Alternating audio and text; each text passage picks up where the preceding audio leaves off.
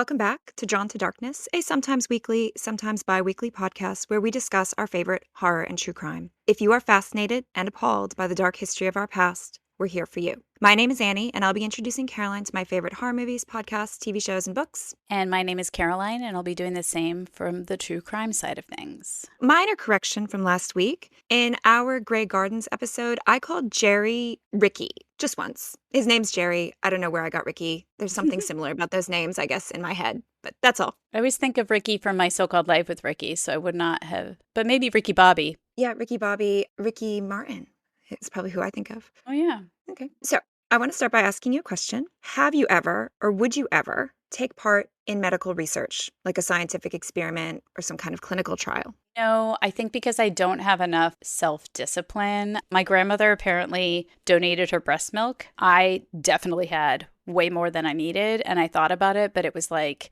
then I have to pay attention to like, am I taking Advil, or did I have a glass of wine, or all this stuff like that. So I just don't have the fortitude. Considered a sleep study. I think it was the summer in between college and real life. You know, you'd have to actually be in a lab for like a month or two. It was a friend of mine who brought it up, and you got paid a lot. I think like $10,000 to like live in a lab. And we were just thinking about it because we wanted to travel and we wanted to make money quickly. Ultimately, I decided that was a little too scary, and I decided to work in a bar instead. Part of my decision-making process was based on the electric shock scene from Ghostbusters. Remember that? How it opens? Of course I do, with the girlfriend from Charles in Charge. Okay, yeah. And that made me doubt the, I guess integrity of scientific researchers. But at that time, I did not know about the Tuskegee Syphilis Study, which is what we're discussing today, where the integrity of the researchers is far more compromised. Before we go any further, spoiler and content warning, there will be discussion of pretty appalling racism, eugenics, description of the impact of venereal diseases, sadistic medical experimentation on Black bodies, and we'll be discussing real historical events that happened through the lens of the podcast You're Wrong About. So I guess we're spoiling history for you. If you want to go listen to You're Wrong About before our discussion, you can go do that. So, Caroline, can you tell us what this is about? Sure. In our Yellow Wallpaper episode, we touched on medical misogyny, and today we'll be talking about medical racism, focusing on the Tuskegee Syphilis Study as covered by the incredibly thorough Michael Hobbes, reporter for HuffPost, and freelance writer Sarah Marshall on their truly eye-opening podcast called You're Wrong About, which covers events across pop culture and history. In particular, situations where the common perception does not match with the reality of what occurred. So this so-called study on the effects of untreated syphilis was a truly horrifying, unethical medical experiment conducted by the U.S. Public Health Service in partnership with Tuskegee University between 1932 and 1972 in Alabama. It involved, we think, 600 African-American men, roughly 400 with syphilis and 200 without, who were recruited with the offer of free treatment for bad blood, a catch-all term that included syphilis but also other ailments. They were misled into believing they were receiving free medical care when in fact many were just being observed as researchers withheld effective treatment even after penicillin, discovered in 1942 and widely available after World War II, became an easy and effective cure. This highly publicized study continued operating under an array of false narratives covered expertly in these episodes, which we highly recommend, including that the men were more valuable to the study as cadavers to be studied after their demise. Many participants suffered severe health consequences or died, passed it on to their wives and children, etc. The study is now symbolic of racial injustice and medical exploitation, and although it led to some reforms in research ethics and consent standards, it joins a long list of medical abuses by the U.S. government perpetrated upon people of color and the legacy of mistrust in medicine. Before we go too deeply into this, let's just talk about You're Wrong About a little bit. It's a great podcast. It's really well researched, as you said. I've listened to quite a few episodes. It covers things like satanic panic, going postal, Monica Lewinsky, Lorena Bobbitt, Kitty Genovese, the bystander effect, Tanya Harding, Anita Hill, urban legends. If you just scroll through, there's so many interesting topics where it's like, oh yeah, I think I know what happened there. But then you'll realize if you listen, there's a lot more to it. I recently listened to one for our Stranger Things episode a few weeks ago about satanic panic in relation to Dungeons and Dragons. So just a great podcast to confront the myths and narratives of our past, which are not always accurate. Do you have any favorite episodes? The first one I ever listened to was Anita Hill, and I couldn't believe how wrong I was about it. Other episodes that I thought were very eye-opening and important and helpful. Eugenics, there's, I think, a two-parter on Reagan and a two-parter on Trump. I think it's also a two-parter on the DARE program. That was the most, I think I was wrong about, or the public perspective is wrong about. And it really also includes ways that people have successfully confronted some of these issues in other countries. So even if there's something tangentially related to the topic at the crux of it, you'll get a lot of information about other things. You could go down a whole rabbit hole, like Wikipedia rabbit hole style. I love a rabbit hole. Sarah and Michael also have a nice conversational dynamic. I enjoy the way Sarah connects whatever they're talking about to things like Star Wars, cult leaders, Seinfeld. I was thinking the same thing about her Baudelaire, Vandelay. I know, same. Yeah. Same. So she was anticipating my own jokes that I might have made. So I enjoyed their conversations. And yeah, as we said, well-researched. Michael mentions 141 pages of notes, which is way more than I have for anything. So I know. That's a lot. I wrote that down too. That was my first note. Yeah. So what adjective would you use to describe this? The podcast episodes, I think, are eye-opening, enlightening, important. The study itself, truly inexcusable and disgraceful. I had despicable, evil, and I might quote Bill Clinton and say shameful in his national apology. I didn't know much about Tuskegee going into this. I think I had keywords: racism, disease, government experiment. I think I had heard that common misconception that Black men had been infected on purpose. I listened to the Dollop episode on syphilis. They had one on the history of syphilis, and even Dave Anthony repeats that misconception. So it's pretty common. And although that isn't what happened here, our government has in the past infected people that they have dehumanized with syphilis. So this kind of thing is not unheard of. Did you know about those Guatemalan infections? No, not before listening to the podcast the first time I listened. Yeah. Yeah, I mean, that's pretty awful, paying sex workers with syphilis to infect 700 prisoners, and if it didn't work, putting syphilis into scrapes on their genitals. Unbelievable. Pretty medieval stuff. Yeah, the Dollop episode was really good, but it wasn't about Tuskegee. It was about syphilis in general. And they talk about some doctor injecting children with inactive syphilis, another guy puncturing the brains of people to test for it. So the history of syphilis is really rife with unethical, mad scientist, so-called research. I also, as I always do, I like to immerse myself in whatever we're prepping for. So I listened to that Dollop episode for a lighter take on all of this. But I also listened to one of my favorite podcasts of all time, This Podcast Will Kill You. Have you ever heard of that one? Oh, yeah. I think from you or also Karen and Georgia, probably. I probably said this before, but my favorite subgenre of podcast is smart people enthusiastically discussing something they're passionate about, and Aaron and Aaron very much fit that bill. So I binged it during COVID because they definitely got like a COVID boost because they're a podcast about diseases. So I wanted to pass on some not fun facts about syphilis, because nothing about syphilis is fun, but fascinating facts about diseases that I learned from this. I looked it up, and it's currently on the rise, and Australia is experiencing a syphilis epidemic, and it's similar in the US. A BBC article I read said that in 2024, cases of syphilis had reached their highest levels in more than a decade, and that's probably due to the disruption of STI prevention because of the pandemic. So I thought that was kind of interesting. Wait, I have a question that's a tangent. Are the hosts of This Podcast Will Kill You two girls, two boys, boy, girl? How do they spell Aaron and Aaron? ERIN, two women. They're both scientists, epidemiologists, something like that. Do you say the man name different or the traditionally male version of Aaron different? Because I do not, but apparently some people do. And my husband gets really mad at me. Yeah. He's like, he always points out that I say I remember that happening to me for the first time. Yeah. Yeah, I think that's a New England thing. Somebody mentioned that in New England there's no difference, but I can't remember where I heard it from. But in other places it's like Aaron and Aaron. Yeah, consistently. Yeah, same. I don't see the difference, even if I try. Yeah, shout out to the Aarons I know. Hello. You could always pronounce it Aaron. Right. Jaqueline. I know a husband and wife couple that are Aaron and Jaqueline. Oh, no way. Yeah. That's amazing.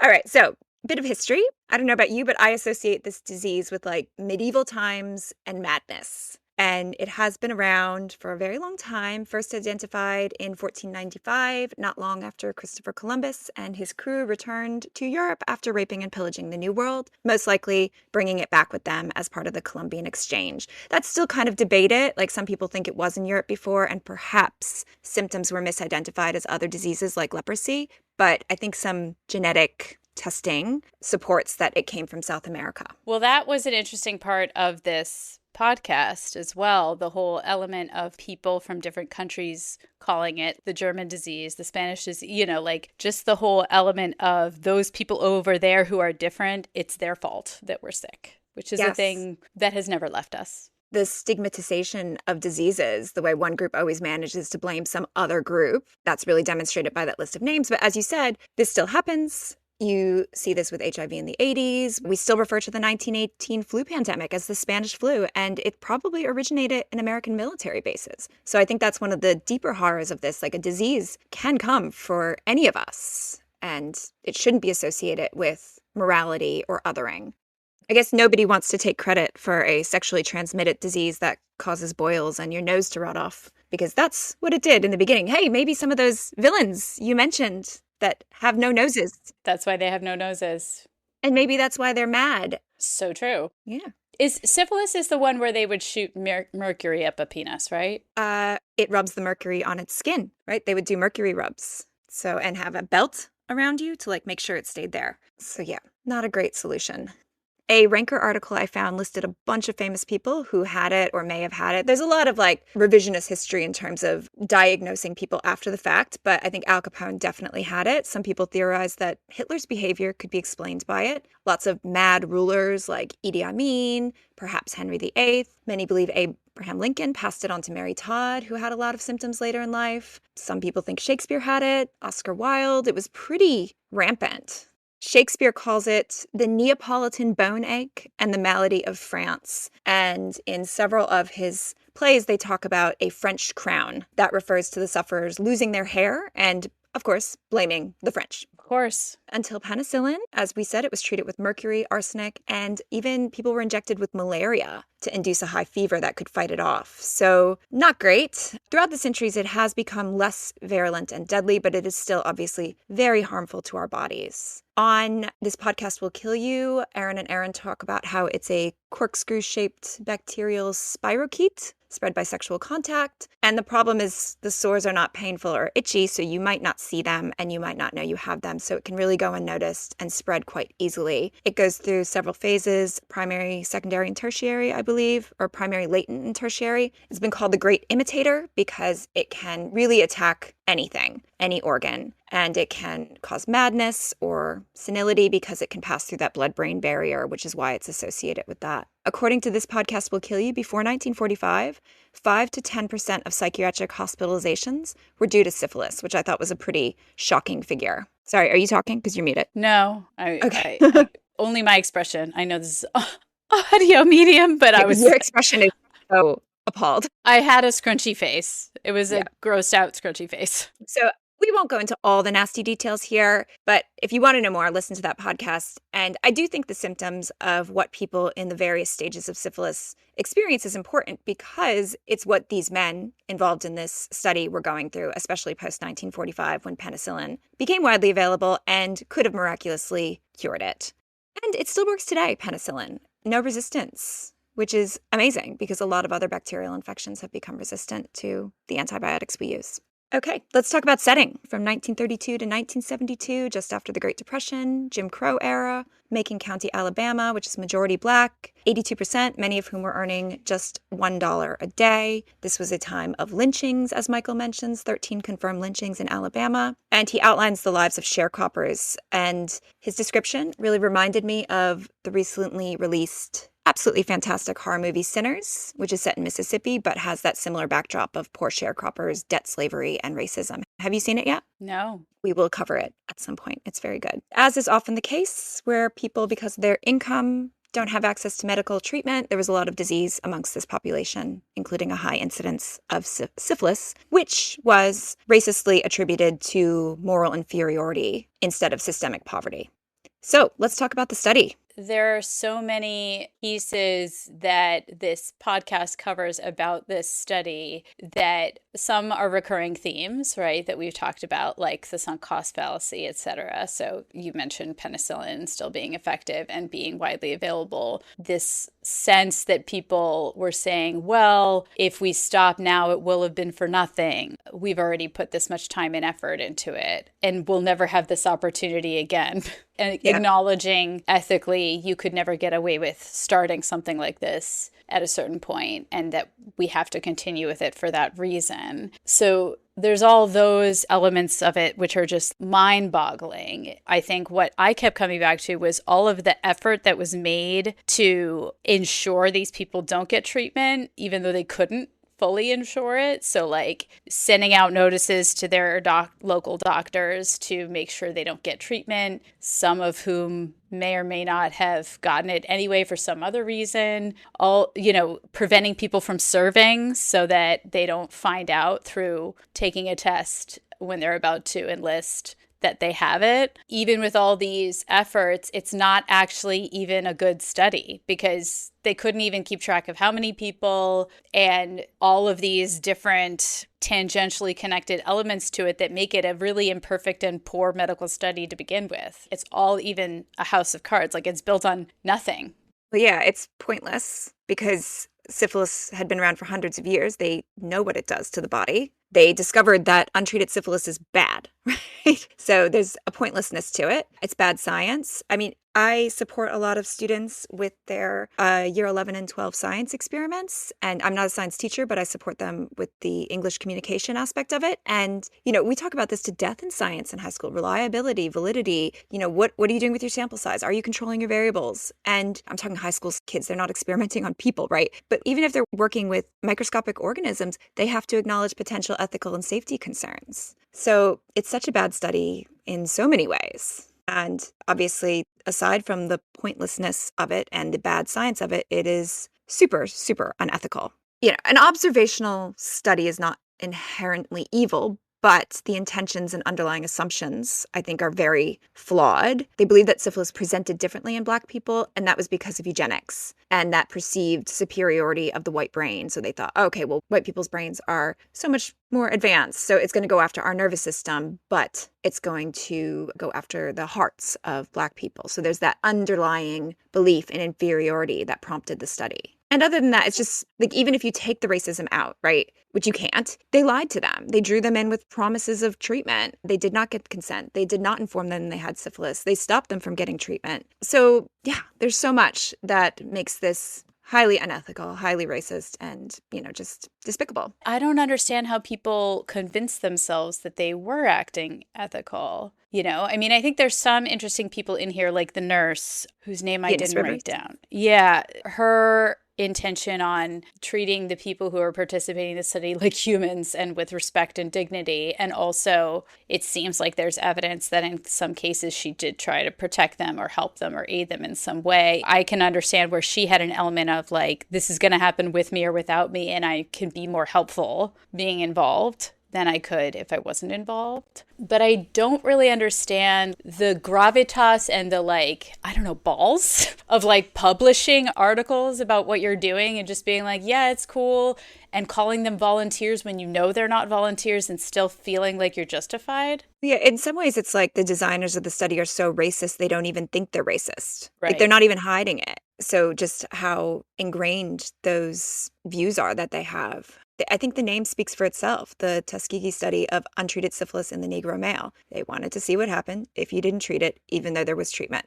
Some of the quotes I think are just really chilling. Like, I can't remember who said it, but as I see it, we have no further interest until they die. They are cadavers that have been identified while still alive. They're more valuable as corpses, and they're just saying it. Shivers, right? No, they say the quiet part out loud. The fact that you could say that shows how little you value the people who were participating. And I say participating in quotes because they didn't even know they were participating in a study. They didn't agree to anything. I was listening today to, I think 2020's podcast episode this week was on Ahmaud Arbery. There's a point where the lawyer for the defendants who shot him is trying to make an argument that Al Sharpton shouldn't be allowed to be in the audience because what if they brought in a bunch of Ku Klux Klan people or something like that? I couldn't believe the words I was hearing him be like, this person being here as a black pastor is intimidating the crowd because he's literally just a black person sitting in the crowd as a pastor. And then comparing that to like having Klan members as if just being a human being who happens to be black is somehow comparable to the hateful rhetoric behind Klan members. And just like racism that you don't even realize is racist. Yeah. Because you're so racist, you can't even see it. Yeah. One thing I think is interesting, the idea that I think Sarah points out, and she says this sarcastically, that no one knew it was bad to be racist. And I think that's really not true. I think sometimes we look back at the past and think, oh, well, if you were awful and racist, that's just kind of expected. That's a foregone conclusion. Yeah, there were a lot of people who were racist, but there were also people who saw through that and saw people as humans. So maybe we are giving the racists of the 1930s and the 1830s too much leeway? Is that the right word? Well, I think they have a good sort of philosophical discussion about that. Like they sort of acknowledge it is important to understand temperature of a time when you're discussing a thing that happened at a time, but it's not a catch-all. Everything should be taken as a spectrum of things. Like context, yes, context matters, but it's not like it was impossible to see beyond the context of your reality. And I think about that a lot. I've mentioned before a trans person in my family, and there were some people of certain generations who couldn't handle it, but like the oldest member of my family, both on my husband's side and my side, was just like, whatever, and it just shows like, yeah, you can be influenced by the circumstances, but it's not unsurmountable, Yes. It was possible to still be a good person in that time in history and not dehumanize others because people did it.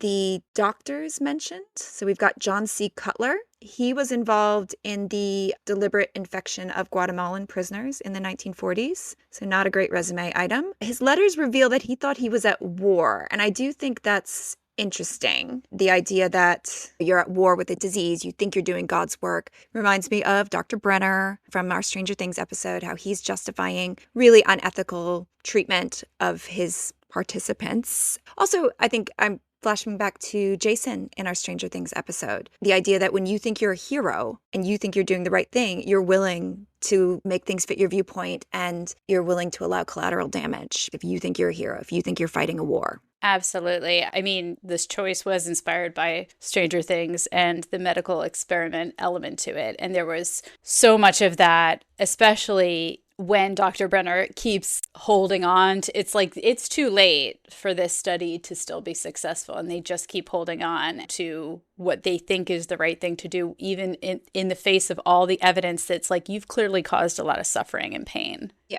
For nothing. So once again, sunk cost fallacy.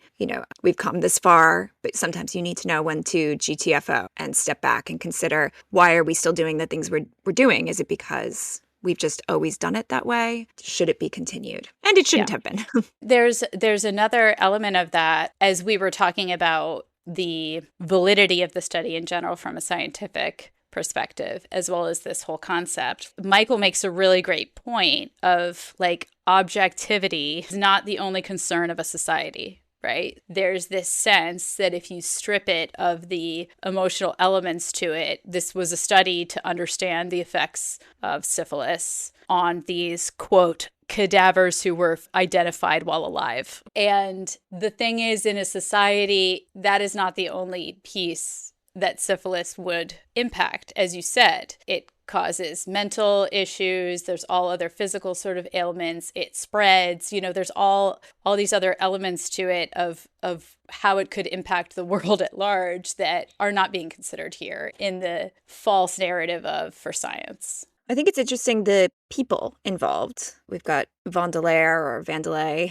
Taliaferro Clark. Taliaferro, that's a name I've never heard. I also like that they called Vandelay the, quote, architect of the program, which George always wanted to be an architect. Always wanted to be an architect, yes. And then it's all very Dr. Frankenstein, the ego of the doctors and researchers who are dehumanizing these patients. I do think it's interesting and upsetting that without podcasts like this, you wouldn't know their names. But if you only had a cursory knowledge of the Tuskegee Syphilis Study, you might know Eunice Rivers, and that she has become, I think, the face of this. If you Google image this study, you're going to see her. You're not necessarily going to see them. And she is not the one who was the architect of this. There's always got to be a fall guy. So I listened to this podcast that I highly recommend called Distrust and Disparities. It's two Black women, Jasmine Moore and Camille White. At least one of them is an RN, and they discuss this. And, I think one of the things that's missing here in our podcast and also in You're Wrong About is Black voices. It's not just about Tuskegee. They have like 60-something episodes about the many, many, many reasons there is distrust and discrepancy. So check them out. But they point out that just like also the author of Medical Apartheid, they're more sympathetic to Eunice Rivers. They point out that nurses were handmaidens trained not to question doctors. That's still probably true to some extent, that she was on the lowest rung of the hierarchy. She's a Black woman working for white men in Alabama, Jim Crow era. She's a woman working for men, and she's a nurse working for doctors. So the idea that she's to blame, that she's the biggest betrayer in this is really unfair. I think it does speak to the element of it being like a white collar crime, which is a much more complicated thing and involves many bad actors, not just one. They do discuss that whole parable of who's guilty in a Nazi context, right? On the podcast, they talk about that was really interesting. Yeah. Yeah, it's important to think about and hear about who is guilty when everyone is just doing their job, supposedly. Also, economically, there's not a lot of jobs for a Black nurse in that time in history in that part of the world. And she grew up in poverty. So, she probably wanted to keep her job, right? So again, I'm not defending her or condemning her. I don't think I have the right to do that. But I think we do need to be aware of the multifaceted, intersectional power differential here. Plus, what was she going to do about it, right? If she had quit and walked away, it wouldn't have made a difference. If she'd blown the whistle, no one would have listened. I mean, the white epidemiologist couldn't get anyone to listen to him in the late 60s, so why would anyone listen to her? So I get the argument that she was trying to do some good by getting them other care, being a maternal figure. She calls it the joy of her life. She denies the accusation that she was taking men out of lines to get penicillin, that is a fallacy. And all these men seem to, from what I understand, again, speak highly of her. She went to their funerals. Maybe she did think she was doing the best she could, protecting them from the worst of the racism they could have experienced and advocating to some extent. Obviously, to your point, we are two white women. We could never speak to or understand her context. We are white voices talking about this, as are the people in You're Wrong About. So I think you made a great point to listen to Black voices discuss this. Certainly, I see her as the least culpable person that we learned about throughout the process of learning about this study. I mean, in some ways, I wonder if this is kind of like, in Trump's first term, there were all those Washington insiders who stuck around. And there was all this debate about whether or not that was the right thing to do. Are they mitigating the damage, or are they legitimizing him by staying? So I think it's kind of like blaming those lower level people who take the fall for the actions of the person at the top of the hierarchy and whether or not that's fair. It's not. It's not. Yeah. Yeah. One thing that was funny, I was typing notes on my phone and I had written something along the lines of, so public opinion has held a Black woman who was at the bottom of the hierarchy to a higher standard than the shite men at the top of the hierarchy, whose idea it was. So my phone autocorrected white men to shite men, which I thought was poetic. Accurate. Again, we're not the people to judge, but arguably she was used as both a lure and a shield to legitimize this study and use those men. So we've talked about the villains, Baudelaire, Clark, Wegner, I think. Let's talk about the heroes. There's not a lot of them, not enough. Erwin Schatz is very what the fuck. He writes, I am utterly astounded by the fact that physicians allow patients with potentially fatal disease to remain untreated when effective therapy is available. I assume you feel that the information which is extracted from observation of this untreated group is worth their sacrifice. If this is the case, then I suggest the United States Public Health Service and those physicians associated with it in this study need to reevaluate their moral judgments in this regard. And he was ignored. It's insane. What's the oath you take for a doctor called again? Hippocratic. First, do no harm or whatever. Yeah, you're doing harm by not letting them have Right. that. You should lose your license. That's the Yeah. most basic element of healthcare. Well, one of my outstanding questions is, did any of these men, these researchers at the top of the hierarchy, ever receive any sort of punishment or fallout from this? And the two women on that Distrust and Discrepancy podcast said they were looking into it and couldn't find that they had. Probably not. With a crime like this, where culpability is spread out, you often don't see anyone get punished, but perhaps a scapegoat towards the bottom of the hierarchy. Yeah. A Scooter Libby. Yeah. There was also Bill Jenkins, who was an African-American epidemiologist. I don't know if he was an epidemiologist at the time, but he then studied and became one. And he worked with Buxton to blow the whistle after finding out in 1968, and then went on to dedicate his life to reducing racial health disparities. And then there's Buxton. So I thought he was interesting that he wouldn't let it go, and good for him. Amen. Michael talks about how Peter Buxton couldn't let his knowledge of this study go, and he would rant about it in bars. And I don't know if he really ranted about it in bars or if Michael was just kind of saying that. But I wanted to ask you a question. What is the thing that you rant about in bars? The thing that makes other parents that pick up side-eye you? Is it just serial killers or anything else? No, I don't rant about them because I feel like in this context, it's like you're trying to share something that you feel like is interesting and important, and you think the other person should think is interesting and important. I completely get why people don't want to think about murder. I don't get why anybody doesn't like TikTok. I think my number one thing that I always tell people about TikTok is like, but if you're on it for too long, the app tells you, hey, you're still scrolling too long. Put this down, it'll be here tomorrow. Have you ever heard of another social media app that does that? Or another app in general that's like, hey, you don't need to keep doing this. Go to bed. Oh, that's nice. I only watch TikTok through videos you send me directly, because anytime I've tried to go on, whatever it passes to me, it's just like, I'm not interested in this, and I haven't made the time to let it figure me out. It won't take long, I'll tell you. It will not take long to figure you out. But yeah, I was trying to think, like, what is it that I try to get other people on board with? And now, I mean, there's a bunch of AI videos and stuff. So I'm very excited for the return of Vine, which apparently is not going to allow any AI videos. Good. I hate AI videos. Yeah. I think for me, some of the weird things I like to talk about that get me side-eye are like Bigfoot, because I'm interested in whether or not it's real and the possibility that it exists. Another one I love is the Great Manure Crisis of the late 19th century. It's where they were like going to have to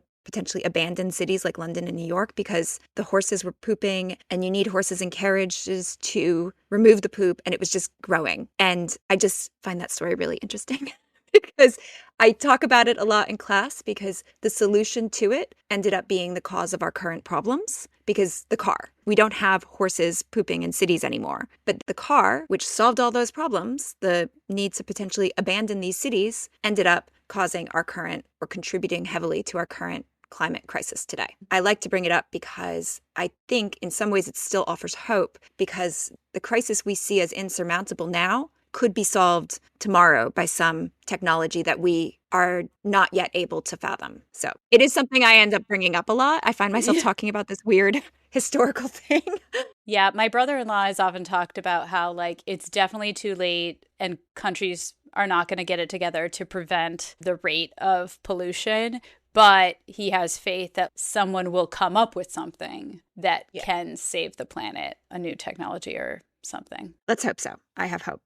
All right, let's talk about what you think is the most disturbing part of this. Okay, so I have a tie. I couldn't decide which was worse. So one element of it, spending a lot of time professionally in humanitarian response, is this whole concept of really white saviorism. I mean, I was trying to come up with a more artistic way of saying it, I guess, that might be received better by some listeners. But like essentially this whole element of you want to help a population and see yourself as superior, and I have the solution and I know the best way to help this population. The road to hell is paved with that, right? This is a constant and continuing problem that even people in positions of power in places that are actively looking to do this, they really feel like they're doing the right thing and they are not. That's one issue. And then the other, there was a great quote towards the end where it's like, you want to believe that if some injustice is happening in the world, when people find out about it, they will do something about it. And I think living in 2025 is just the constant disappointment that that never seems to happen. It's just not Yes. the case. Yeah, there are a lot of injustices. We know about them.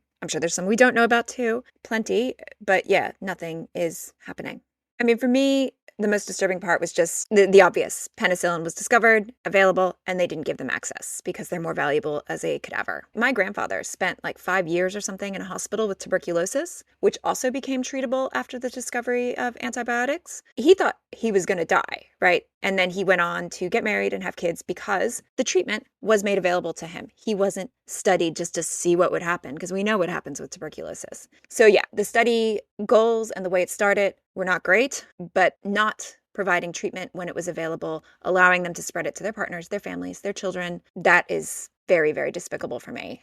Another disturbing aspect for me was that advertisement, last chance for special free treatment. It's like clickbait, like this last chance sale ends now, just to manipulate them to come in and then subject them to a spinal tap, which is not treatment, it only gathers information. So very manipulative campaign with selfish goals that didn't benefit those men at all. Another thing I found disturbing was the deletion of the tapes with the testimony from the men. One of the things that is missing is their voices, their stories, because I think so much of getting people to care is by humanizing, and we can humanize through stories. So I think the deletion of their voices is very upsetting. Yeah, I just don't understand how that was even allowed. I know that this is like pre-internet time, and so these recordings happen on physical things that need to be stored in a physical place, and I get that. I mean, I can never store all of the artwork my daughter creates in my house. I get it. But this feels like worth keeping somewhere in a record form. I just don't understand how anyone would justify destroying it.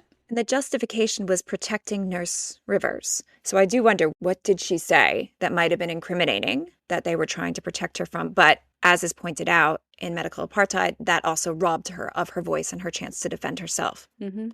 Now, on our Stranger Things episode, we spent so much time on character and character arc because there were so many characters. And on our Grey Gardens episode, we spent a lot of time on setting because that was what was so important. But this episode, I feel like our focus is on just the deeper horrors of this, many of which we've already discussed. But I think one of the deeper horrors is government experimentation on people in general. Most egregious, probably Mengele, but there's so many examples. The Guatemalan prisoners we already discussed. I think I read somewhere, 400 prisoners at the Stateville Penitentiary in Illinois were infected with malaria to see if anti-malarial treatments would work. In the book Medical Apartheid, they talk about Fannie Lou Hamer, who got what they refer to as a Mississippi appendectomy, which is sterilization without consent. She went in for some other thing and came out without a uterus. And that happened a lot. And then you've got Henrietta Lacks. Have you heard of her? Oh, of course. Gila. Yeah. She died in 1951, but those cells are still being used to this day without her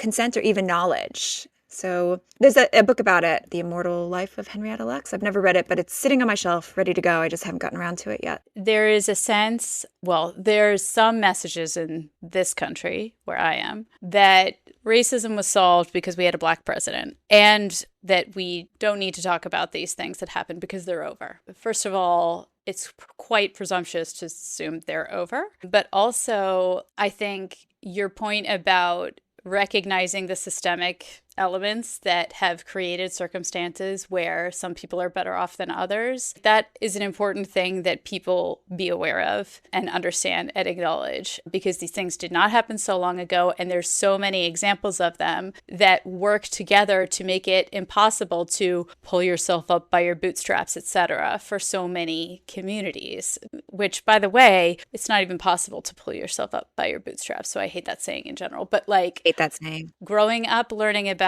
Nazi Germany and about racism in the US, I never felt like it's my fault and felt like I'm a bad person and all these justifications people are using for like, well, white children will feel bad about themselves. Yeah, bullshit. Stop that. It's such bullshit. It's important to know these things happen for 1,000,001 reasons that have to do with the environment we all coexist in. If you ignore all of this stuff, that's how ignorance flourishes, I also think it's important in that discussion to point out that Tuskegee is one example of many.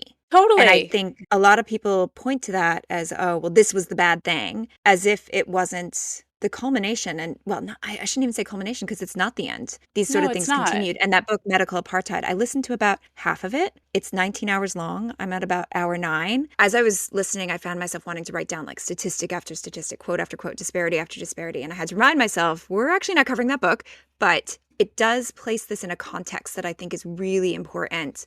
It opens with Dr. James Marion Sims, the renowned father of modern gynecology, who has a statue in Central Park, but performed excruciating vaginal surgeries without anesthesia on enslaved women. Like Anarcha, they mentioned, was operated on 30-something times. And then he took what he learned from their suffering to then operate on white women. And so the pain that was the foundation of these experiments was then used not to help them, right? The benefits of the study done on Black bodies was not distributed to them. So there's injustice there. It goes on.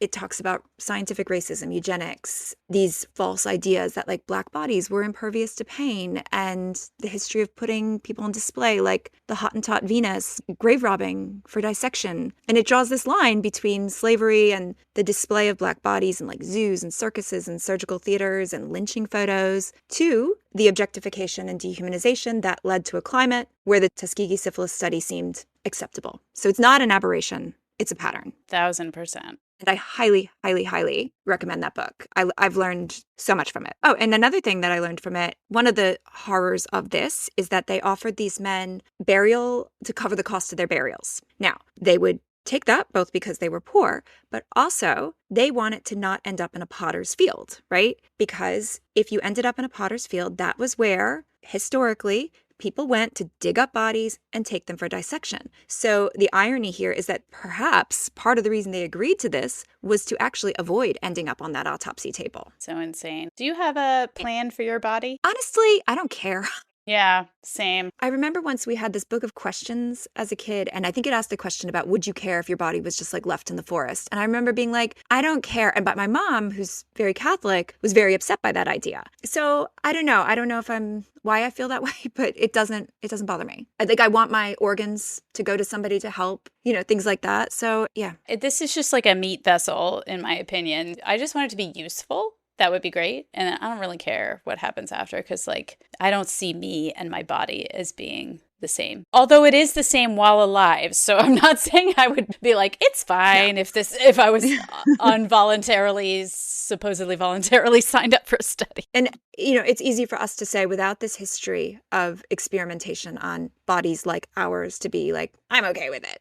So I want to acknowledge the perhaps insensitivity of it. So I'm not saying that these men were wrong. No. To be wary of that. Yeah, no, just totally like our own, how do we connect with our physical body, just me and you. Yeah. And, all this has resulted in the deeper horror, this legacy of mistrust and iatrophobia. Though there are some questions of causality, I read this New York Times article that discussed a study about post-Tuskegee distrust. So this is a quote from it. The researchers found that after 1972, when much of the truth behind Tuskegee was revealed, mistrust among African Americans towards the medical profession spiked. They found that the use of the healthcare system fell and that mortality increased years later. They hypothesized that each factor led to the next. The news caused African Americans to doubt the healthcare profession, was interested in their well-being, they stopped going to the doctor, and this led to earlier deaths. And they even showed that the closer you live to Macon County, Alabama, where the study took place, the greater the effect.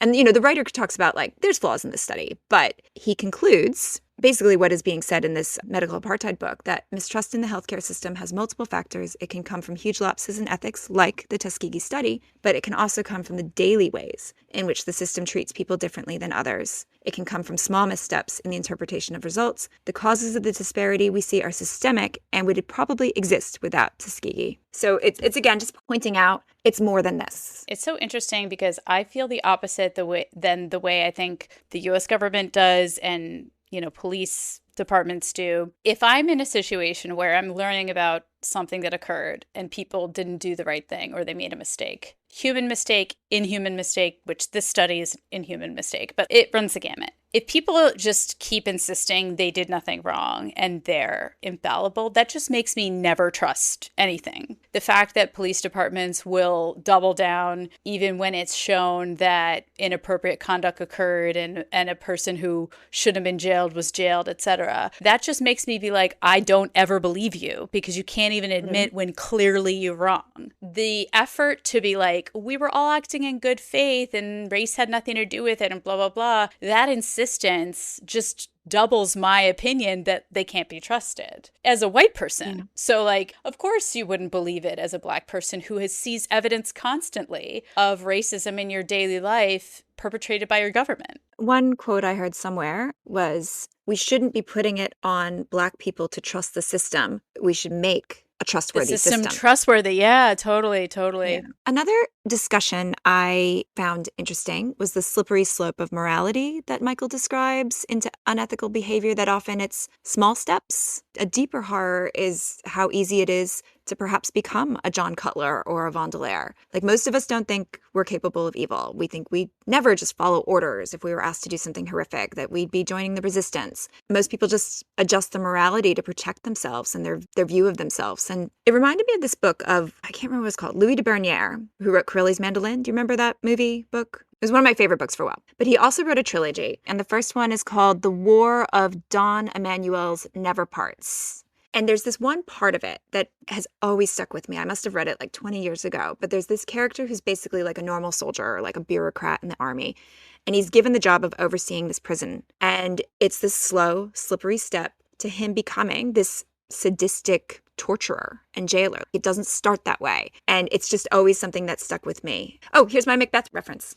Macbeth says, I am in blood, stepped in so far, that should I wade no more, returning were as tedious as going over. So one murder begets another. One transgression begets the next. How do nonviolent people commit atrocities for their job or government? Because it happens all the time. And I do think your circumstance can play a role. People who are economically disadvantaged feel like they have to. I mean, I've never been taken advantage of in this way, but even when I had like a job that was torturous and really wanted to quit, I was like, but I need health insurance, you know? Yeah, whatever absolutely. It does to me. I remember I did some research on scammers, these people who are calling up and scamming old people, because I was thinking, who are these despicable people who would do this, right? And sometimes they are trapped in scam factories. They've taken a job because they are economically desperate. They're not necessarily bad people. They have no other options. I mean, this speaks to the importance of having a social safety net, because nobody wants to be a criminal, or very few people want to be a criminal. Most people do it out of economic necessity. They take a step down the wrong path. It becomes easier.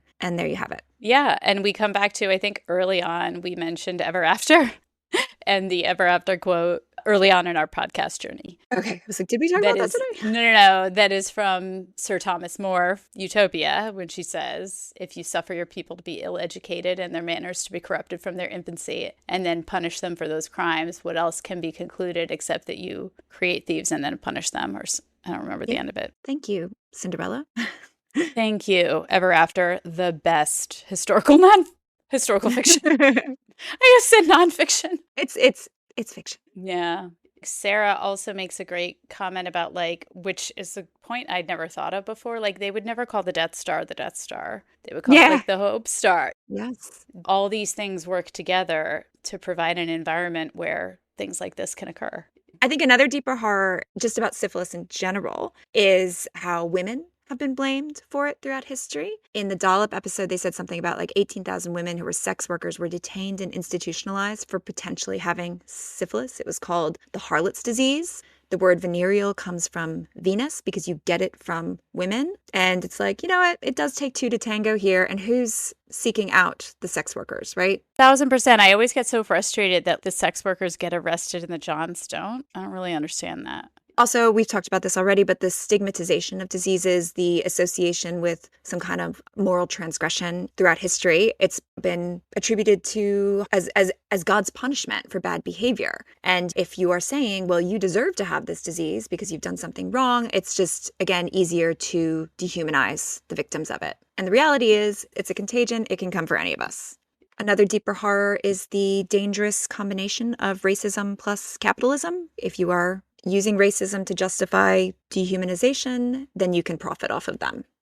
Intergenerational trauma. We've talked before about how trauma can change your genes. I don't remember which episode that was. So whether it's actual genetic change or the passing down of lore and stories, centuries of poor treatment, it's changed people. It's made them distrustful. Throughout history, medicine and doctors and researchers have gotten stuff wrong. When they thought mercury was the way to treat this, that was wrong. More recently, we've got the opioid epidemic, which was caused by pharmaceutical companies telling us these things were non-addictive and safe, which they weren't for the average person. There's the thalidomide causing birth defects. So sometimes medicine does get things wrong by mistake, but it's even worse when they're doing it on purpose because it gives fodder to the conspiracy theorists, for example, who are against vaccines. It's hard to argue with that because it's like, yeah, they did get that wrong. I think the litigious propensity in this country has led to a lot of the reason why like insurance is insane and all of that stuff. So I want to acknowledge that it is challenging to be in the medical profession. There are so many things that you can't normally account for when you are trying to do a sound, ethical, scientific study, for example. And I do think there's a lot of people who are doing their best and should not be prosecuted for that. But it's not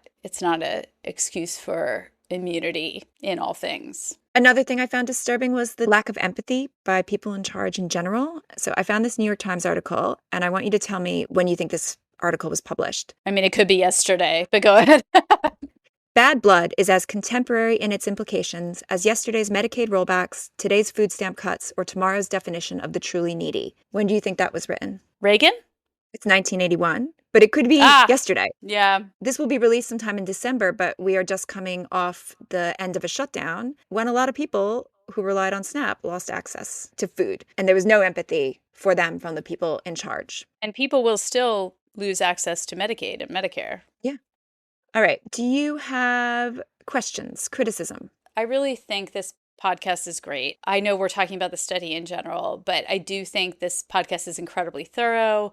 They give a lot of names, a lot of great resources. I think they did a really good job of also balancing what you need to know with the human elements of things. So no, not really. What about you? Yeah, I mean, obviously, I have criticism of the study, which I think we've already discussed. I don't have criticism of the podcast for what it is, a conversation between two people. Like, it's not pretending to be a documentary, challenging and correcting the way we view the past. It's limited, right? Just like what we're doing is limited. But I would love to see, and maybe this exists, a documentary that includes more Black voices, explores that intergenerational trauma, perhaps children and grandchildren of the victims today. Yeah. So I'd want to see something like that. And maybe that's out there. I tend not to look for documentaries when I am researching. I just listen to podcasts. That's my favorite way to gain information. But no, I will tell you, because when we were talking about what did Stranger Things inspire in me from a true crime perspective, and I was like, I know I wanted to do this study, but I wasn't sure that this podcast was going to be the best vehicle for it. But I also was trying to do research on like, what else is there that I can watch or consume where I can learn about this? And there wasn't enough. I really wish there was more than this Miss Evers Boys movie and other stuff like that to make this more of a well-known thing, because I struggled to find another way. I'm happy with this recommendation, but yeah, there's not enough out there about this, in my opinion. Yeah. But if you're looking to learn more, Distrust and Disparities, they have a two-parter. Sean King, The Breakdown, has an episode on this. It was released around the time of vaccine hesitancy, and he was kind of breaking down the differences and why the vaccine is not, why you should take the vaccine, basically. I also came across a podcast called Black History for White People, which is a discussion between white hosts and a Black host. And the woman, Katina, is also in healthcare, and she works at a hospital, and she talks about the sense of relief that patients get when they see her. And I think that's one of the, I guess, survival takes we can take from this. What do we learn is the importance of representation, whether it's the board of a study, the researchers doing it. If you've got more representation, you're going to have more trust. And then there's also this podcast, 1619. It's called How the Bad Blood Started. It's not specifically about Tuskegee, but it includes a testimony from a woman today who's originally from Alabama and is the grandchild of a man, and just, talking about the legacy of this fear and mistrust that persists. So that was worth listening to as well. Do we have any questions? No. One question I have Was it worse than it seems? Was the intention to use them for blood and making a test and profiting off of them? Was that just a byproduct? Like, oh, we didn't mean it this way, but we've got all this blood, we might as well use it. But was that actually part of the original underlying intentions? Were they being used as living vectors? And it sounds like this is suspected, but it's not confirmed whether it's true or not. And that's something I'd like to know. I think I kind of assume there's even more malintent than we know. Yeah. I'd also like to know, why isn't it called the PHS Syphilis Study? Why does it need to bring down Tuskegee University? It wasn't originally their idea. Yeah. And I think also that would play into the distrust aspect, because this is a historically Black college, right? Yeah. Its reputation was tainted by its association with this. Another just kind of thing I wonder is, what are we doing today that we'll look back on in the future as insane? Right? Whether it's because it's unethical or because it's just a misunderstanding of our bodies. Like, we used to think it was the four humors that impacted our personalities and our physical health, that we use bleeding, that we use mercury. Will we look back on chemotherapy as barbaric? So that's one of those interesting things that I want to know what we're doing now. Okay. What do we learn from this? Survival. How do we make a better world? We've already talked about representation. American medical researchers are a fairly homogenous group, and that lies at the heart of the problem, according to the writer of Medical Apartheid. This is also explored in that show, The Pit. Have you seen that yet? No. There's a storyline about a woman who comes in with sickle cell anemia, and the doctors are just like not getting it. And it is a woman of color who realizes what's going on. Yeah. And I think not just in medical situations, but in all situations where people want to do good, right? Like I said, humanitarian response, your impression of what's going to be right for that community may or may not be correct. But either way, providing agency to the people you're trying to support is the way to start. And I just want to plug like undesignated funds or mutual aid as an element of that, because the more that you prescribe the way you want your gift to be spent, the more really dehumanizing, condescending, Infantilizing. and it's really not true charity in the sense. Like, if you want to help someone, you should just help them and let them decide what's the most helpful way. And I think this obsession with like, oh, are they going to buy cupcakes for their kid's birthday instead of like milk? God forbid. Come on, and I'd much rather accidentally support someone who's not doing it the way I would have if it means all the other people are getting the support they need. Definitely. Another important lesson is the importance of a thriving media. We discussed this in our Jaws, Spotlight, and Catch and Kill episodes, because even though all that info was there, it was out. It wasn't surreptitious. It was readily available. It was journalism that brought the study to light eventually.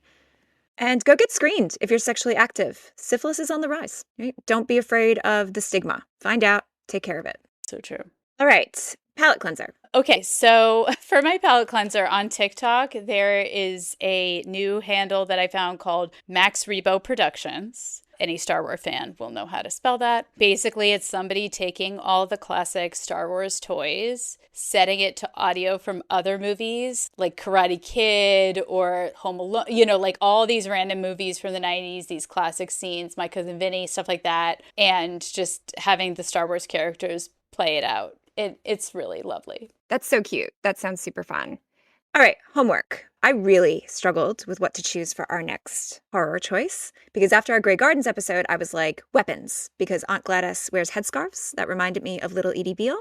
And then as I was watching this, I was thinking Sinners, because the setting in Mississippi focuses on sharecroppers and the racism they experienced. But I watched the new Guillermo del Toro Frankenstein film that just came out on Netflix. And the way Victor treats his creation with such disdain and carelessness, I think really ties in here. And what finally clinched it for me was a character in Frankenstein has syphilis and says, "A night with Venus, a lifetime with Mercury." So there's this direct connection, and I was like, oh my God, I'm researching Tuskegee syphilis and watching this character say that line.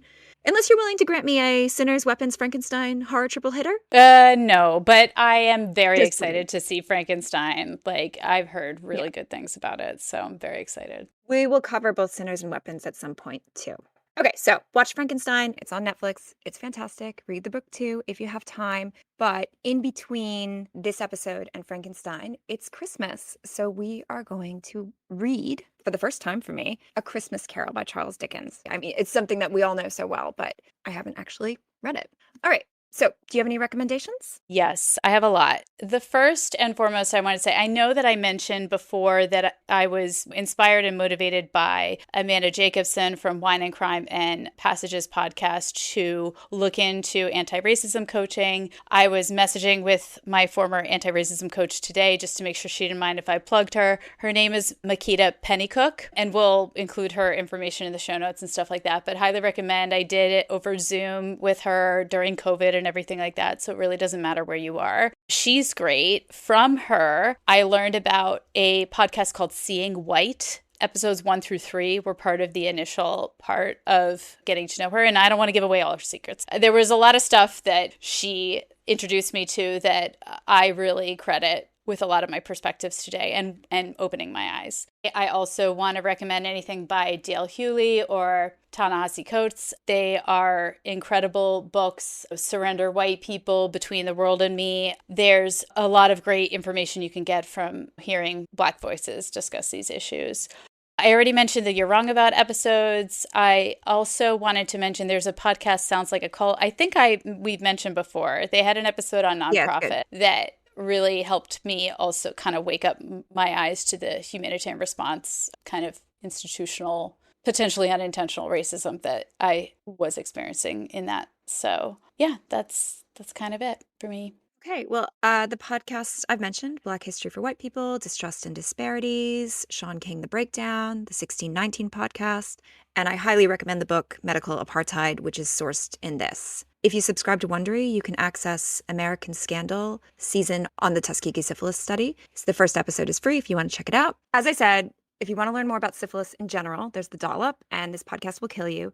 On The Dollop, Gareth does this like really ridiculous stereotypical Boston accent because syphilis was present in colonial Boston, and it's really, really funny. So check out that episode. Let's see. The nonfiction book, The Immortal Life of Henrietta Lacks, another story that explores the use of Black bodies, in this case, Black cells, in medical research. Sinners, as I already said, one of the things that happens is that the Black sharecroppers have to pay with these wooden nickels, the currency that they could only spend at the general store, which kind of speaks to the issue of debt slavery that sharecroppers experienced. I recommend Mike Flanagan's The Fall of the House of Usher because it's about a Sackler-like family that traffics in blood money selling bad drugs. And just because it was in my head the entire time I was, listening to stuff about this is Taylor Swift's Bad Blood. It has nothing to do with this, but just every time I saw Bad Blood, it was just straight into my head. Totally. Also, one of my favorite short story writers is Ted Chiang, and he has a story called The Life Cycle of Software Objects, and it's about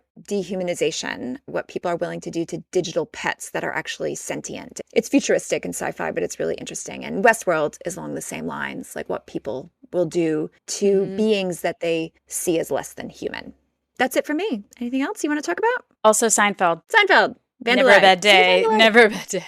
And you want to be my latex salesman. That's just what I kept thinking this whole time about these scientists.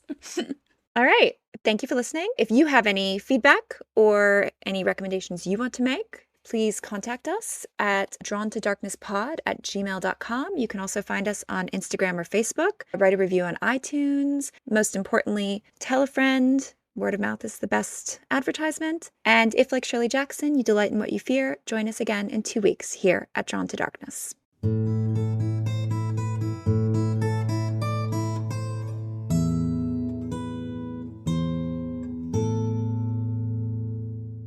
Special shout out to Nancy Azzano, who painted our cover art. You can find her on Instagram at Nancy Azzano. And to Harry Kidd for our intro and outro music. You can find him on Instagram at Harry J. Kidd and on Spotify.